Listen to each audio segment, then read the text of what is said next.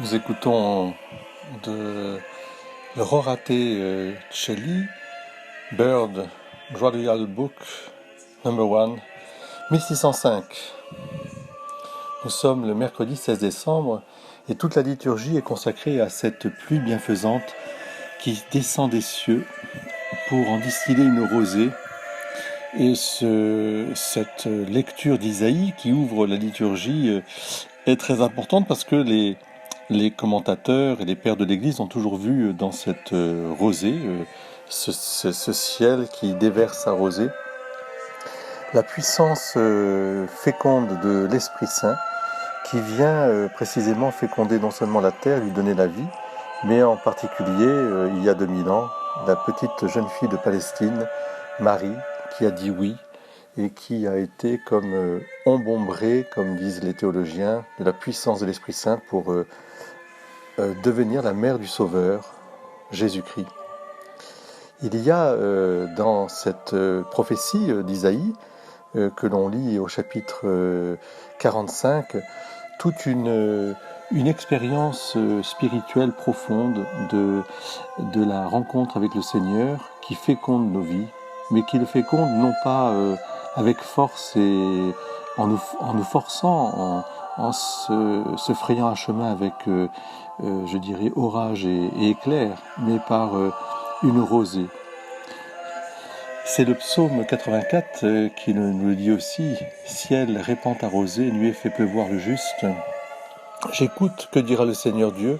Ce qu'il dit, c'est la paix pour son peuple et ses fidèles. Son salut est proche de ceux qui le craignent, et la gloire habitera notre terre. Amour et vérité se rencontrent, justice et paix s'embrassent, la vérité germera de la terre, et du ciel se penchera la justice. Le Seigneur donnera ses bienfaits, et notre terre donnera son fruit.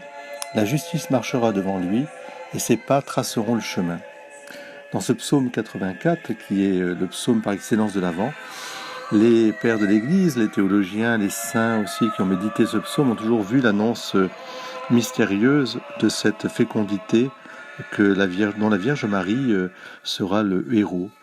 Dieu qui vient parmi nous, qui se fait petit, tout petit, qui vient au plus profond de notre humanité et qui devient l'un de nous. Mais c'est aussi un destin que Dieu veut avoir avec chacune et chacun d'entre nous.